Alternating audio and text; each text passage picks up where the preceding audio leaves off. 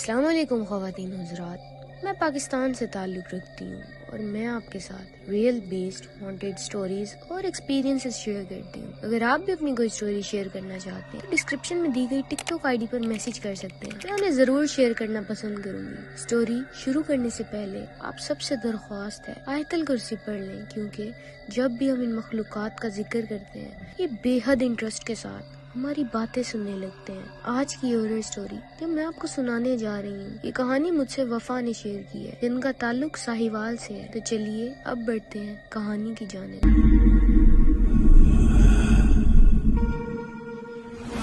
السلام علیکم، میرا نام وفا ہے، میرا تعلق ساہیوال سے ہے اور میں آپ کی سٹوریز ڈیلی سنتی ہوں اور ویٹ بھی کرتی ہوں کہ کب آپ نیو سٹوری اپلوڈ کریں۔ خیر، ہمارا گھر پرانی کلا منڈی میں ہے۔ یہ ایسی جگہ ہے جو دن میں تو اچھی لگتی ہے مگر رات میں یہاں آمد و رفت بے حد کم ہو جاتی ہے، اور اسی علاقے میں کچھ ابینڈنڈ بلڈنگز بھی ہیں جو کئی سالوں سے خالی پڑی ہیں۔ یہی سب اس علاقے کی پراسراریت میں اضافہ کر دیتی ہے۔ بڑھتی ہوں اپنی کہانی کی جانب۔ میری عمر 25 سال ہے اور میری فیملی میں میرے ماں باپ سمیت ایک بھائی ہے جو مجھ سے 2 سال چھوٹا ہے، اس کی عمر 23 سال ہے۔ اچھا، خیر، ہم لوگوں کو کچھ ایشوز کی وجہ سے فورن کنٹری میں شفٹ ہونا پڑا۔ بابا ہمیں لے کے آسٹریا چلے گئے اور وہاں ہم 2019-20 میں گئے۔ وہاں پر ہم تقریباً یہی کوئی 4-5 سال رہے۔ ہم نے اپنا یہ گھر سیل نہیں کیا تھا کیونکہ ہم نے واپس تو پاکستان ہی آنا تھا، تو بابا نے اسے ایسے ہی چھوڑ دیا۔ ہم آسٹریا رہے، وہاں ہماری لائف بالکل نارمل تھی۔ بابا کا بزنس بہت اچھا چل رہا تھا، اس لیے ہم وہاں پہ شفٹ ہو گئے۔ جیسے عام لوگ رہتے ہیں بالکل ویسے ہی ہم اپنی لائف گزار رہے تھے، مگر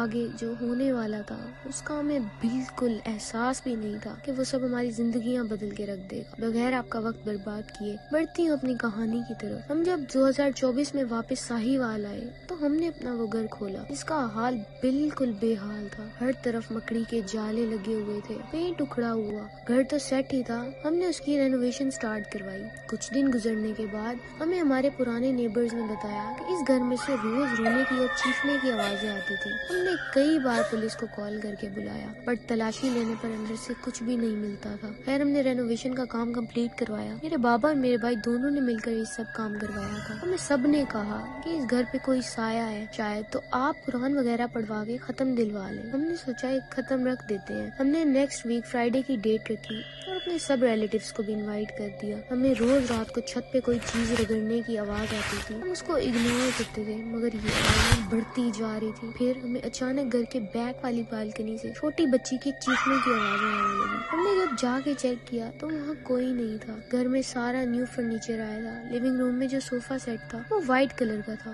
2-3 دن گزرنے کے بعد جب میرے بابا اٹھے اور لیونگ روم میں گئے تو بابا نے دیکھا کہ صوفے پر 3 بڑے بڑے خون کے نشان ہیں۔ جب انہوں نے یہ دیکھا تو وہ بہت پریشان ہو گئے۔ ان کو لگا کہ شاید ہم بچوں میں سے کسی کو چوٹ لگی ہے، مگر جب ہم اٹھے تو ہمیں اس بارے میں کچھ بھی معلوم نہیں تھا۔ یہ سب دیکھ کے ہم سب کے ہوش اڑ گئے۔ ہم نے صوفہ کلیننگ والے کو بلوایا کہ وہ نشان صاف کروا دیے، مگر اس دن ہم بہت زیادہ ڈر گئے تھے۔ جمعرات والے دن یعنی ختم والے دن ایک دن پہلے میری مما نے کہا کہ آج ہم باہر سے چل کے سامان لے آئیں گے جو کل ختم میں یوز ہوگا، جیسے پھل وغیرہ۔ میں، مما اور بھائی ہم تینوں گروسری کرنے پاس والی مارکیٹ میں چلے گئے۔ ہم گھنٹے بعد گھر آئے تو مغرب ہو چکی تھی۔ خیر، ہم نے جو دیکھا وہ ہم اپنی پوری زندگی میں نہیں بھول سکتے۔ ہم نے دیکھا کہ ہمارے بابا اسٹیئرز کے پاس گرے ہوئے تھے اور ہمارے گھر کا سب فرنیچر اپنی جگہ سے ہلا ہوا تھا۔ ایک سنگل صوفہ تو الٹا ہوا تھا، ایسے لگ رہا تھا جیسے یہاں پر شدید زلزلہ آیا ہو یا کسی کی شدید لڑائی ہوئی ہو۔ خیر، ہم نے CCTV چیک کروایا اور کوئی بندہ ہمارے گھر کے اندر داخل نہیں ہوا تھا۔ یہ اللہ بہتر جانتا ہے ہمارے پیچھے ہمارے بابا کے ساتھ ایسا کیا ہوا۔ میرے بھائی حمزہ نے ان کو فوراً اٹھایا اور صوفے پہ بٹھایا۔ تب تک ان کی سانسیں چل رہی تھی، ایسا لگ رہا تھا جیسے وہ کچھ بتانا چاہ رہے ہیں لیکن بتا نہیں پا رہے۔ ہم نے ان کو پانی پلایا اور ہم ان کو لے کے ہاسپٹل چلے گئے۔ آپ سب کو شاید میری بات کا یقین نہیں ہوگا، بٹ اسی رات میرے بابا کا انتقال ہو گیا۔ ابھی بھی میری آنکھوں میں آنسو آ رہے ہیں۔ آپ کو یہ سٹوری بتاتے ہوئے میرے دل میں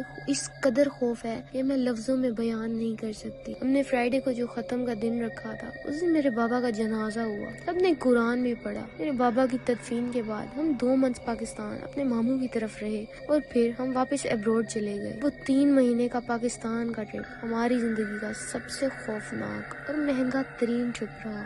اس ٹرپ نے ہم سے ہمارے بابا کا ساتھ چھین لیا۔ یہی تھی میری کہانی۔ امید ہے آپ کو پسند آئے گی۔ پسند آئے تو اپنے چینل پر لازمی شیئر کریے۔ تھینک یو وفا، آپ نے اپنی سٹوری شیئر کی۔ اللہ پاک آپ کے بابا کو جنت میں اعلیٰ مقام عطا فرمائے، آمین۔ اگر آپ لوگوں کو سٹوری اچھی لگی ہو تو میرے چینل کو سبسکرائب کر کے بیل آئیکن دبا لیں تاکہ میری ہر ویڈیو آپ تک پہنچ سکے۔ اسی کے ساتھ مجھے دیں اجازت، ملتے ہیں ایک نئی ہارر ویڈیو کے ساتھ۔ تب تک کے لیے اپنا خیال رکھیں۔ اللہ حافظ۔